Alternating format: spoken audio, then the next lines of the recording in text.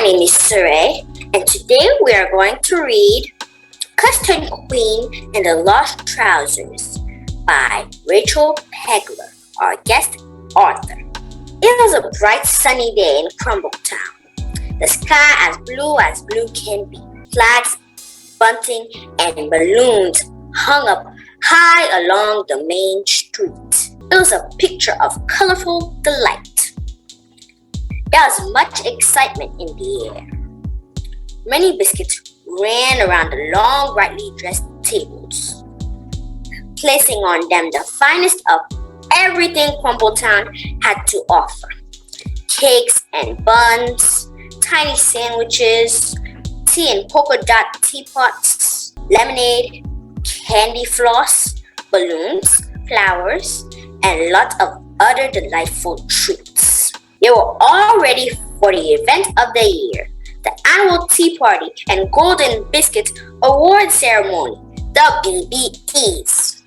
Across the street, Baldy Barbers and Hair Salon twinkled and sparkled in the sunlight.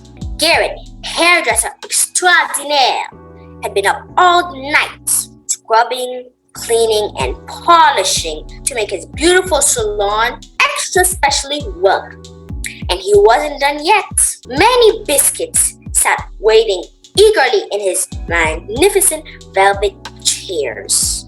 The ceiling to floor mirrors draped the salon in light and showed the reflection of some very happy faces. It was so busy. Biscuits were lining the streets, waiting in the queue for all sorts of beautiful hairstyles.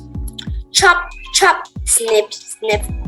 Chop, chop, snip, snip. Puff, brush, spray, plume, fluff. Curls, twirls, plaits, braids, twists. And a lot of sweeping. Garrett was remarkable at his job. There were updos, downdos, indos, outdos. There were pin do's, bandana do's, and shake it all about do's. Garrett was doing the lot. As each customer left, he gave them a lollipop, and they all felt like $1 million. Well, $1,000,000 punks if you were to convert the monies into Crumbletown currents. Next door, Bob Knob, BBE, and Baker to the Queen wore his hat up high. He was baking the most delicious cakes, pastries, fresh breads, and strawberry croissants. Bob's oven had been lit for many hours already.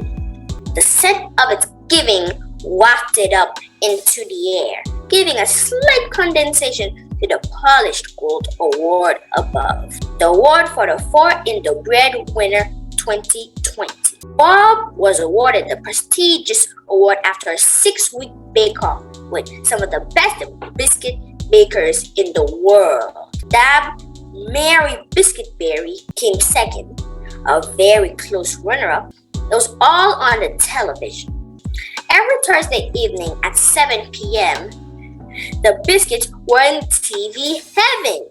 You could hear a pin drop in Crumbletown. The bake-off took part in a huge circus tent on top of Crumbly Hill.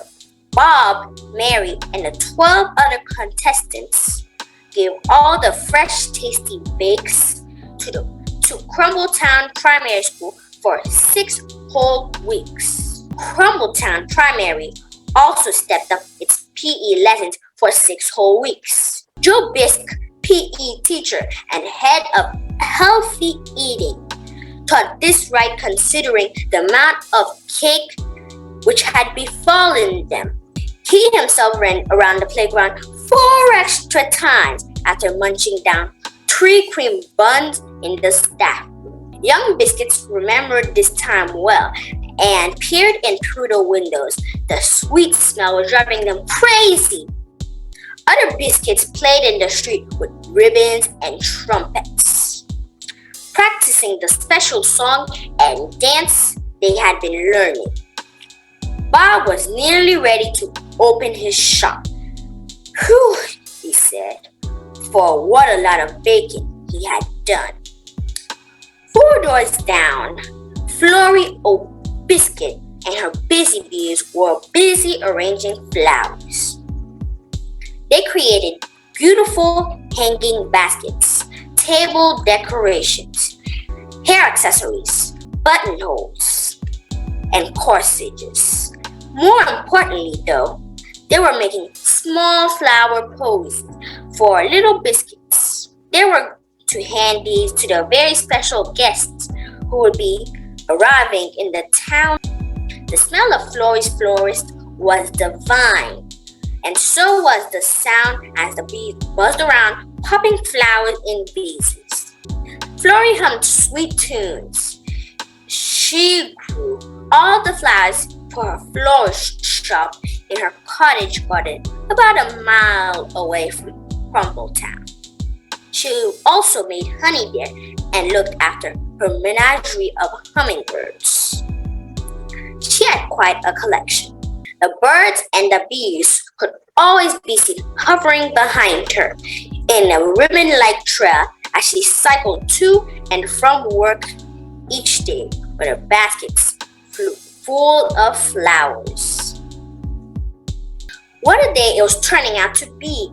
Even Richard T., Crumbletown's most miserable biscuit, was dancing in the street. He even had a smile upon his usually grumpy face. There was a buzz of excitement in the air. The hustle and bustle and weeks of preparation were finally coming to fruition.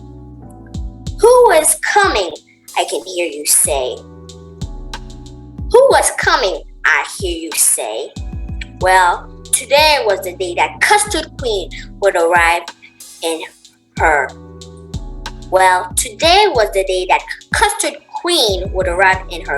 Golden carriage. The whole parade was one of splendor and excitement. Duncan Biscuit, who you may already know as the owner of Duncan's Taxis, has many other jobs in Crumbletown. Now Duncan is important to the story because he was the one who coordinated the whole royal event. His other jobs included managing the palace and its gardens. He also looked after its many furry residents. He was jester to the queen, head of entertainment at the palace, and general advisor to the royal family. How did such a biscuit come to have so many important jobs, you may wonder? Well, that is quite an enchanting story of which you may read one day. Duncan had arrived alone at the palace as a young biscuit baby. One Christmas morning, many years ago, he was wrapped in a swaddling cloth and left with the clean laundry on the palace doorstep. Custard Queen and King Custard welcomed him into their home from the very beginning, and from that day had brought him up as one of their own. No one ever knew where Duncan's mommy was, why she left him there, and where she is now. Maybe that is a story you will also read someday. Despite this, he was a very happy biscuit and had a very good life. All thanks to his adoptive parents, the king and queen. Today, Duncan was to walk before Custard Queen's carriage, to throw down petals, and play a large bugle to let everyone know that she was on her way. A sign the procession was soon to begin was when Duncan checked the town's clock tower with his watch. He would then open the small wooden door at the bottom of the tower and run up the 147 steps to the bell tower at the top. He would then take the golden bugle from its cabinet, open the tiny top door, and blast the bugle 10 times. Duncan would then run back down, jump in his classic yellow taxi, and leave the town with a cheerful wave. The little biscuits would be very excited at this point. Sergeant Shortcake would then officially close the road with his big shiny signs. Sergeant Shortcake was the only police Biscuit in Crumbletown. And he soon came to realize that that sort of crime thing just does not go on there. His police car was immaculate and shone like a new penny. It always became a place for much adventure on this day. Young Biscuits were allowed to sit in it, you see. They could pretend to drive it and sound the woo-woos, which didn't generally get much action. They also played with the handcuffs and looked at the many road signs in his collection. And so the road was closed. It would soon be 2 o'clock and the Queen would be on her way. On a large country estate about 5 miles away from Crumbletown was the Grand Palace itself. A palace so grand you would wonder if it was even real. It was made with the finest marble, excavated from caves which sat upon the beautiful golden beaches on the edges of Crumbletown on sea. Biscuit Ham Palace, with its golden steps and pillars, was situated right in the center, set in its own bowl of nature. It was surrounded by trees and hills. Custard Queen loved her home. In front of the palace was an oval pond with a fountain in the middle.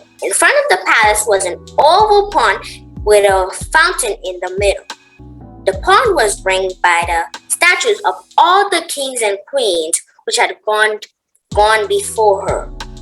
The first king being King Alfred the Cake. He ruled the kingdom from 871 until 899. His statue was very crumbly now though, and in much need of a bit of restoration. The queen lived happily in the palace with her husband, King Custard II. There, her great-great-grandpapa, King Trifle, also lived with them along with their very many animals. They had dogs, kitty cats, horses, zebras, giraffes, rabbits, lemurs, lions, and peacocks. They also had some rescue elephants expected later in the year. Duncan had been busy lately digging out elephant pools and planting peanut trees. It was a happy sanctuary for them to all roam free, and the young Biscuits of Crumbletown enjoyed visiting. King Custard and Custard Queen also had 2 children of their own. They were now grown up and lived in the palace grounds with their families. She was a very caring queen with a face as soft as a powder puff. Her heart was to match. She thought a lot of her loyal subjects and knew all of them by name. She was very much loved by them all. Her Majesty was busy in her chambers putting on her robes. Her butler, Mr. Biscuit Burrow, served refreshments. "Pull the carriage from the garage," shouted a loud voice outside. It needed a good clean. Florrie got on her bicycle and was on the way with the flowers for the parade. As the Queen looked out of the window, she remembered last year's parade. Did you know that zebras like to eat flowers? No? Neither did the Queen until that day. Just before the parade, the animals were lined up wearing the finest flower garlands and headdresses. It was then that the zebras broke free from the lineup and started running up and down in a crazy hoppity manner, squealing hee hee hee, yummy yummy, nom noms. The beautiful scent and vibrant colors had sent them quite mad. They gobbled up every flower, crushed them up like carrots, munched their way through 26 delphiniums, 64 sunflowers, 45 roses, and 84 daisies. They did not even care about the terrifying winds escaping from their stripy bottoms as they didn't. Well, they got in a lot of trouble that day and had to stay home in disgrace, with some very squeaky tummies, I may add. Every single animal looked wet, bedraggled, and did not smell very nice at all. If you have ever experienced a zebra lick, you will know it is very stinky and gooey. Florrie was fuming! Luckily, and with some quick thinking, she remembered she had some glitter in her purse. With the help of some large fans, the animals were hastily covered in it. It stuck nicely to all the gooey lick, and they sparkled in the sunshine once again. The queen shuddered at this ridiculous memory, glad that today things seemed to be going quite well. So, the zebras were brought down to the stable yard and given some very chewy red flowers to munch on, whilst Florrie decorated the others. Plenty of bubbles and shampoo were splashed around as they all got ready. Taking their places in the parade today would be Duncan, the lions, the zebras, and the lemurs. The kitty cats would walk gracefully by the side of the carriage with their tails up high. Finally, the peacocks would be at the end of the procession behind the carriage. It was tradition that their beautiful long tail feathers would be laid down on the way there, so to trail behind them on the ground. The tail feathers were to carry the diamond-encrusted jewels and golden medals. These were laid carefully upon them a few minutes before they left. Awards for the biscuits receiving this year's BBEs awarded for recognized services to Crumble Town in the past year. When the award ceremony had taken place and the party finished, Duncan would coordinate the returning parade, the peacocks being the main attraction as they walked behind the queen's carriage. They would display their massive tail feathers and leave fully plumed, like magnificent fans showing off their tall peacock feathers in all their glory. Sometimes there were fireworks. This was an important tradition and the grand finale of the returning parade. Now all ready and looking splendid, Custard Queen felt relaxed. Preparations were indeed going very well at the palace. That was until a massive crash of calamity was heard as the heavy double doors flew open. King Trifle came running into the grand drawing room. I need to tell you a few things about King Trifle, but not right now as the time was drawing on. A sight was now to meet the queen's eyes that she was not expecting on such a day. A sight was now to meet the queen's eyes that she was not expecting on such a day. Old King Trifle had no trousers. "They have gone," he exclaimed. "My trousers have gone." He scratched his wrinkled brow. "How very, very odd indeed," he mumbled. The time was ticking down. It was only 15 minutes until Duncan would arrive to lead the parade. The ginger nut courtiers just sat there open-mouthed. The king had no trousers. How very rude! The maid cleaning the window was shocked at the sight of his bare, knobbly knees and nearly fell over. The peacock pretended not to see such a sight. And as for the horse, he dropped the water bucket all over his feet, ruining his shiny hooves. "My trousers, I tell you, were laid at the bottom of my bedchamber." He started to recall the last evening's events. The other animals were all asleep. I'd put them to bed a little early so they would not be tired for today's parade. The peacocks were up late though. I could hear them chattering and tweeting. The peacocks were up late though. I could hear them chattering and tweeting from my open window. Thinking they were hungry, I went and collected some peacock food from the shed. I fed the peacocks.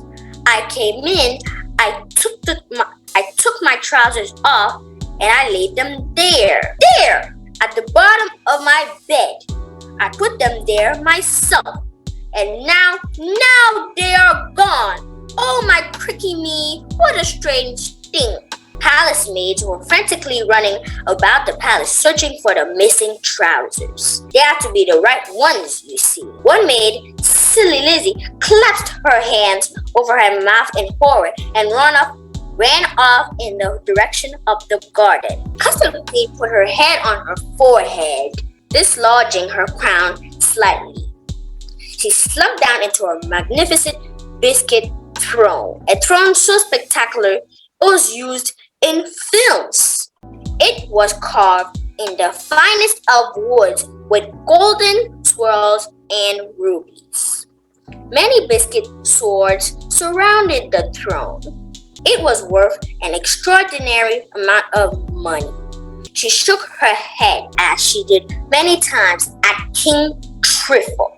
She was used to the many conundrums and situations which frequently besieged him. Last Tuesday, he got himself stuck in a chicken house. No one saw him for 3 days. And now, his trousers were missing. I mean, she loved her great-great-grandfather, but sometimes he was a little trying. Trying Trifle, they called him. Although that was only said in an affectionate way. King Trifle was 260 years old, so they did make certain allowances for his calamitous ways. Although if you ask anyone, he had been this way since he was a young prince. The trousers nowhere to be seen.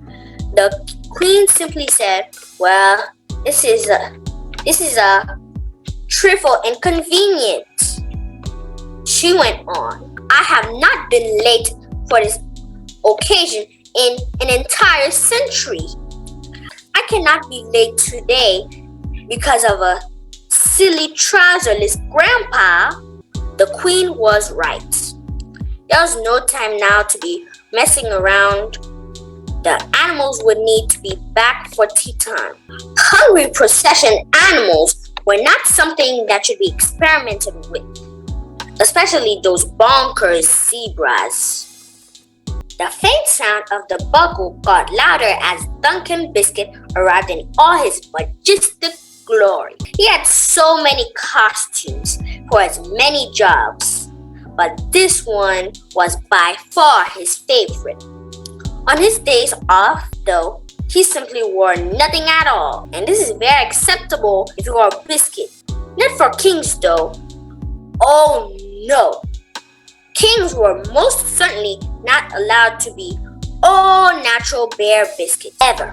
"Well, you silly grandpapa," scolded the queen. "You will just have to stay at home." King Trifle agreed now, feeling a little cold. Duncan was now proudly stood upon Cubbly Tump, blasting the bugle as loudly as he could. Ear defenders were part of the attire for most of the smaller animals on this day. Duncan had a very powerful pair of lungs. 10 blasts upon the tump notified the queen of his arrival. The conker nuts shook in the trees, and the flowers on the ground closed their petals. It really was very loud. The queen straightened her crown and stood up for his arrival. The trouserless king waved off the queen as the doorman shut the carriage door. He always wore the same face on these occasions. One of a naughty little boy who was in trouble again. The queen smiled though, and nodded to him that familiar kind gesture of forgiveness. He turned and walked back into the palace, still rather confused by the whole trouser event. Duncan proudly played the bugle, still very loudly, as the procession began. Rolling down the long avenue of coconut trees, they left the park gardens and began on the road to the town. The Biscuits were all now lined up in the street, waiting for the Queen to arrive. As the procession rolled in, the young cookies started singing the Queen's national anthem. Clap for our Custard Queen, the best queen that's ever been. Clap for our Queen. Custard's Queen, glorious, happy, and snores with us. Always looks over us. Let's clap our Queen. The other Biscuits clapped along as Duncan played the bugle. The zebras were being watched very closely by the crowd as they tripped along. They wore feather-topped hats and were covered in flower garlands. They did eat a few on the journey, but Florrie had wisely coated the flowers in some minty jelly. They hate minty jelly. Other Biscuits clapped along as Duncan played the bugle. The zebras were being watched closely by the crowd as they tripped along. They wore feathered top hats and were covered in flower garlands. They did eat a few on the journey, but Florrie had wisely coated the flowers in some minty jelly. They hate minty jelly. Custard Queen waved and smiled as they cheered for her, forgetting all about the king and his lost trousers. She felt very happy to be back in Crumble Town. As they came to a halt, the Queen got out of the carriage. The animals were given some much-needed drinks. Cordelia Cookie had filled a couple of buckets with some tasty lime snacks. These would keep them going until tea time. The lions knelt down and enjoyed them immensely as the zebras munched on some juicy carrots. The zebras were starving, as you can imagine. Little Molly Ginger gave the Queen a beautiful pose, and there were lots of photographs taken. The Crumbleton Times would without doubt be doing a special in the morning. The Queen mopped her brow and felt pleased that the papers had not shown up at the palace earlier that day. Oh dear, she thought and imagined the headlines. 260-year-old king seen running about in polka dot pants all over Biscuit Hemp Palace. She wondered if he had found them yet. What a mystery. They danced, sang, and ate much wonderful food. It was a happy, happy day. The time had now come for the award ceremony. Many sparkly medals were lined up ready. Garrett Baldy was first to be given his BBE for services to Biscuit's hair. Old Mrs. Cookie was awarded a Lifetime Achievement Award for services to Crumbletown and an extra special bravery award for looking after Richard T. for so many years. Jamie Dodger was awarded a gold medal for changing 257 tires in 1 year. Figaro for services to opera. Finally, Joe Bisque was awarded the Crumbletown Fitness Personality of the Year. He did 5 laps of the town in excitement. Crumbletown Primary School felt very proud of their teacher. He was the best. Much clapping and cheering was heard, and a brass band played. It was soon time for the festivities to end though. Custard Queen gathered the many presents and flowers she had received. She turned to give them to King Truffle to put back in the carriage. He always accompanied her to this event. Of course, today the king was not there. Oh dear, she thought. Where did his trousers go? What a very strange and silly happening. Time was going on, and the queen felt rather tired. The chatting had worn her out. Well, she had to chat twice as much today, thanks to the royal trouser event. She climbed wearily back into the carriage for a much-needed sit-down. Back at the palace, the king had thankfully found some more trousers. He was outside in the gardens feeding his rabbits. He reached deep into his pockets for some lovely bunny nuggets. Maid Lizzie Shortcake waved at him as she took the washing in from the line next to the empty Peacock house. He then suddenly had a light bulb moment. He realized what must have happened to his trousers. King Trifle always had to turn detective to work out his conundrums. He was getting quite good at it.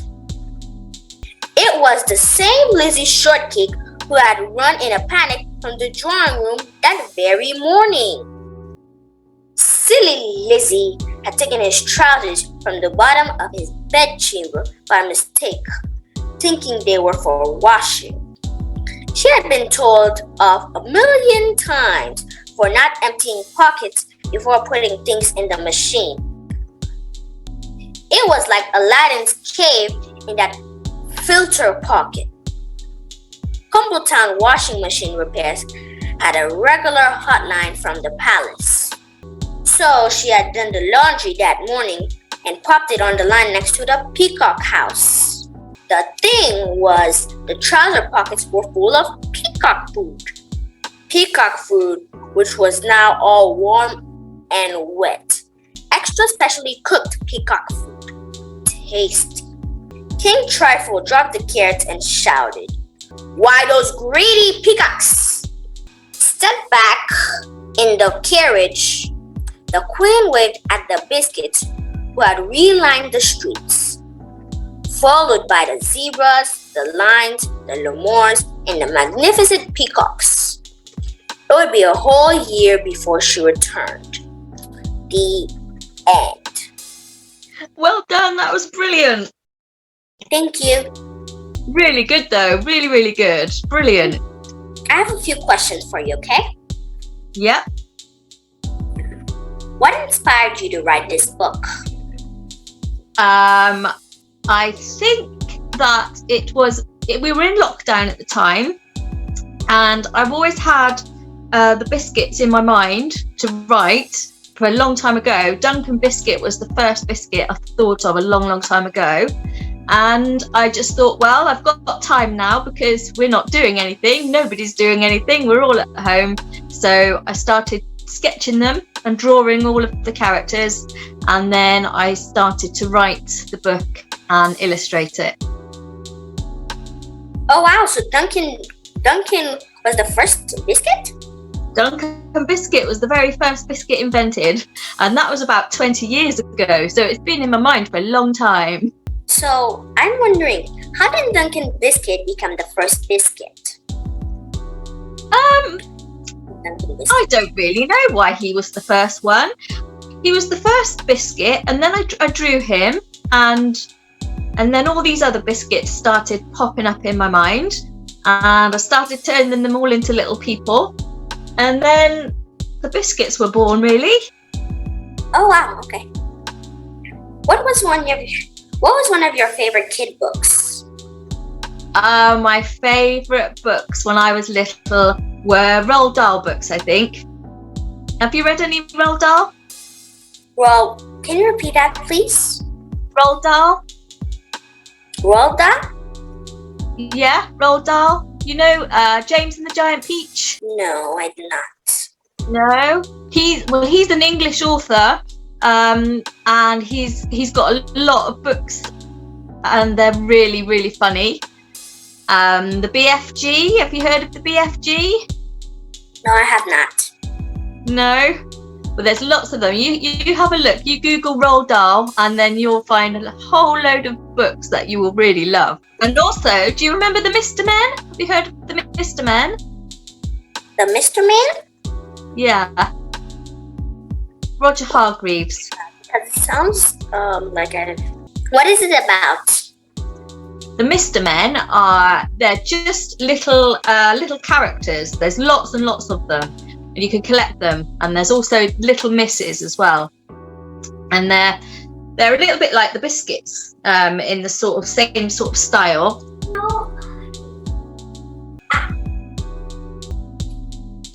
These characters? Yeah, that's the ones. Yeah. Yeah. Well, they've been around since I was tiny. And I used to always love the Mr. Men books, and I used to love getting a new one every time it came out. So I thought I would really like the Biscuits to go that way, and for people to look forward to the next one that's going to come out, because there's lots of Mr. Men books out there. What characters were around? Which characters were around at the time? Well, when I was little. Yes, correct. Yeah. So there was Mr. Strong. I loved Mr. Strong. He used to do some very crazy things, and he used to eat about 26 eggs for breakfast every morning, as I remember. Mr. Happy, he was a nice. Oh, that was the person I just showed you. Yeah, Mr. Happy. Yeah. There are so many. I think there's about 26 Mr. Men. Well, there may be even more. Mr. Rush. He reminds me of myself because I'm always rushing around. Mr. Muddle. He reminds me of myself as well because I often get into lots of muddles. Oh wow. Okay. So there was a lot of when you were younger, and there's becoming more. Sometimes people just continue the books. Yeah, the books go on, and they've got lots of other books from the original books now. So there's lots and lots of stories all the time coming out. So yeah, it's good. So what was your favorite kid TV show? Do you know the Fraggles? No, that's quite a long time ago. I'm quite old now. Do you remember Rainbow? Have you heard of Rainbow? Rainbow? No, I have not. If you tell me what it's about, I might have watched it, but I don't know about it. You probably haven't, because that was in the 70s, I think. About George, Zippy and Bungle. George, Zippy and Bungle. You'd have to Google it and watch it. You probably wouldn't be very impressed now because it's very old-fashioned for now times. Do you have any questions for me? How many books do you think you've read? I've read about, I should say 1,000. That's mad. That's loads. That's more than me. That's brilliant. And you're only very tiny. I go to the library. We have our own book over here. And also we have Kindle Unlimited on our Amazon tablets. Do you know Kindle? Oh, well, that's good. Yeah. That's brilliant. You can read so many. There's so many books out there. What are your favorite books? Oh, they're collection books. Like Magic Treehouse by Mary Poppins. Oh, yeah. Lovely. Mighty Meg. It's about an 8-year-old girl who gets superpowers. I'm 8-year-old, so that doesn't surprise me. Ooh, Dog Man. It's also a funny collection. We'll have to look up some of these books because my little girl's 10. So she really enjoys, she's just 10, so she really enjoys books at night times as well. And we'll have to look up some of these books because I've not heard of them. Oh, and I have a new... Oh, I've seen that online. It looks really good. Thank you. So how do you manage to fit all of these book readings in? You must be ever so busy. Oh, I'm busy. So the first, I wake up in the morning. Sometimes I just come into the classroom, or sometimes I just go brush my teeth straight away, make up bed. And sometimes my little sister wakes up before me. So we make the bed. We go, and then on Mondays to Fridays we do schoolwork. Starts doing schoolwork. Friend does school. Starts doing schoolwork. And then after a bit of schoolwork, we take a bit of a break, and then we go nap. We go to sleep for a bit, at least 2 hours. And then we play piano. On Mondays and Fridays, on Mondays, me and my sister both have dance. On Fridays, it's only me. And we ate our breakfast, lunch, and dinner. So, and we have some fun. That's it, really. Yeah, sounds like fun. Very good. So you learn at home? Yes, correct. Oh, that's good. That's nice. Do you know, I really enjoyed it. Right now, I'm in the classroom. Oh, cool. Yeah, I was going to say that I really enjoyed it when we were all at home, not because we were in lockdown or anything, because that wasn't that nice, but it was nice having my daughter at home to teach and have homeschooling for a little while, because she goes to school, so it was a bit different, but it was very nice. I really liked it.